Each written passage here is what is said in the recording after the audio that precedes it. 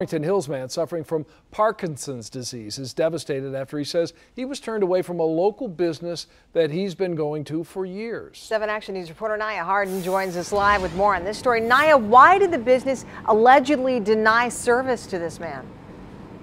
You know what, they're telling us here at Lucy's Nails in Commerce Township that it's all because they just were trying to be more concerned about his safety than anything. We talked to Howard, who says that he comes here all the time for the last 7 years, and he says this time just happened to be different.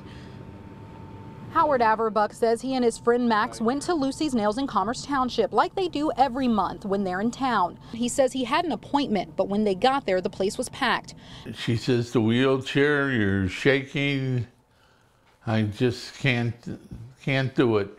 Howard says Lucy called him to the chair. That's when his friend Max reminded her he needed a pedicure as well. Her response: he looked at him and he said, "Oh, Lucy, I cannot do it because he's shaking. How can I cut his cuticle because he's not stable?" He like shaking like this. And then I told him, I come up with the caregiver. I say, "I'm so sorry, but you know his hand like not stable. He like shaking." So the girl, she afraid like she will cut him, bleeding. He says he was told no because he was in a wheelchair and had shaky hands.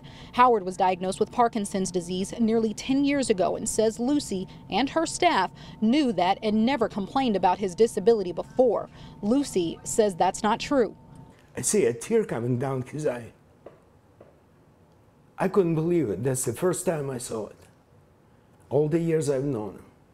Lucy says she was polite and says when someone has a disability like that, they should call to make sure the salon feels comfortable. It's not his fault, it's not her fault. And I feel for, you know, I can see both sides of it. But you can't just make the impossible demands on people when they're in the service business.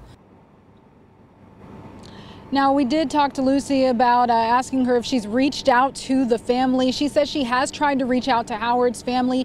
She hadn't heard back from them, but she did relay a message to one of their friends, just really trying to let them know that it's all because of safety reasons why they didn't want to go ahead and do his nails. Now, we asked if this is something that they've posted as a sign to let people know with other disabilities, and they said no. And even people in the nail salon were telling us, you know what?